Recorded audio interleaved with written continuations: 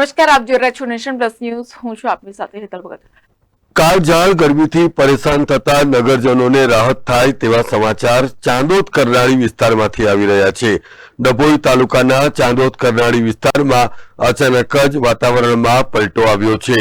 ભારે પવન ફૂંકાયા બાદ વરસાદી ઝાપટું પણ વરસી જતા રોડ રસ્તા ભીજાયા છે અને ભારે પવનને પરિણામે ગરમીથી પણ રાહત મળી છે.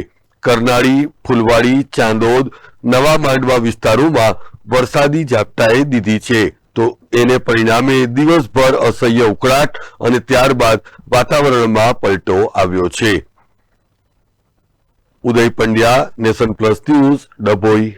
સમાચારોનો સતત અપડેટ મેળવવા માટે અમારી નેશન પ્લસ ન્યૂઝની યુટ્યુબ ચેનલને સબસ્ક્રાઇબ કરો, બેલ આઇકન દબાવો અને જોડાયેલા રહો ફેસબુક, ઇન્સ્ટાગ્રામ અને ટ્વિટર પર.